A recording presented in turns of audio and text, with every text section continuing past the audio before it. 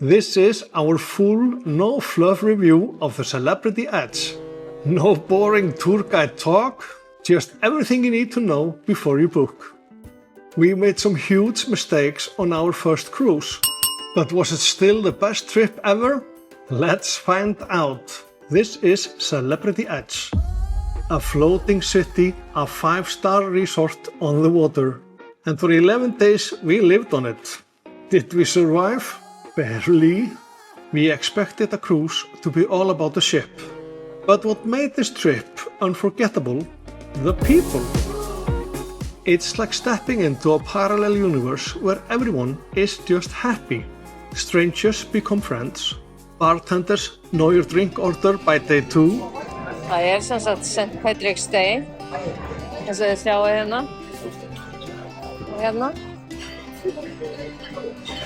Og það svona annarhver maður í grænum bólum, þannig að Steinn var greinilega bara mjög lánsamur í morgun að velja þetta. And somehow we end up in the middle of a group karaoke session at midnight. This blew our mind. By day 2, the staff knew our names. Almost every single one of them. It's like they have some sort of Jedi training or something. I swear, I was thinking of pina colada for my wife, and boom, it appeared. Well, I'm not saying they can read minds, but I'm not saying either. Jæja, fann ég ekki bara my favorite, sem eru sniglar. Sjáðu þetta. Mikill hvítlaukur og sniglar. Geggjað. We planned to eat normally. Snacks became 4-course meals. Dinner felt like Thanksgiving every single night. This steak ruined all other steaks forever.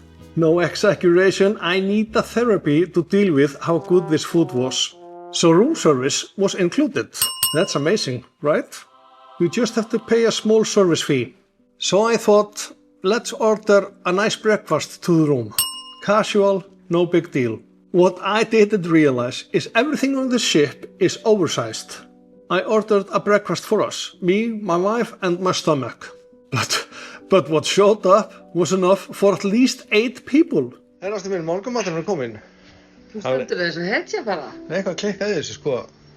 Hérna croissant sem ég pantaði og djúsar og... Nei, þetta 3 hæða. Eggjakaka, scrambled eggs, ávextir, kókið náttúrulega og kaffi handa frá henni. Svo vill til að hérna einhver pannukaka, hérna önnur ómaletta og hérna eitthvað annað. Það klikkaði eitthvað. Það svangur. Djöfull.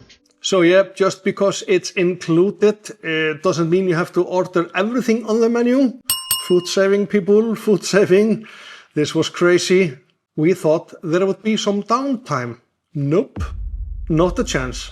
The pool, live performance, DJs. Hvað segirðu, var DJ-inn alveg geggjað góður allt í hennu? Ég að fíla það, við erum að tala 80s, Djúran og alla þessa helstu.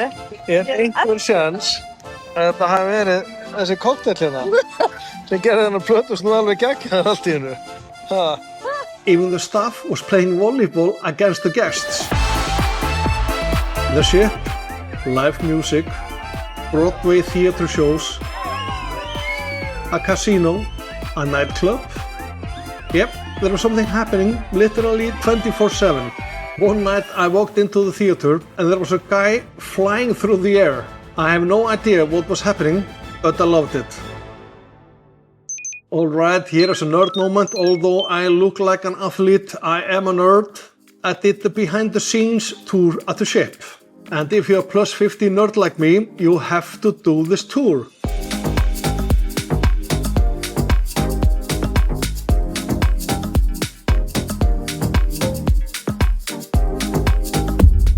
The biggest surprise, how insanely clean the ship is. I mean, it's cleaner than hospital. It's like brand new. It's insanely clean. The biggest myth, I would say, it's that cruising is boring, but that's false. This is a floating party, a luxury resort, and a foodie paradise all in one. Okay, I have one pro packing tip. I'm not a sunglasses kind of a guy, and I never wear sunglasses.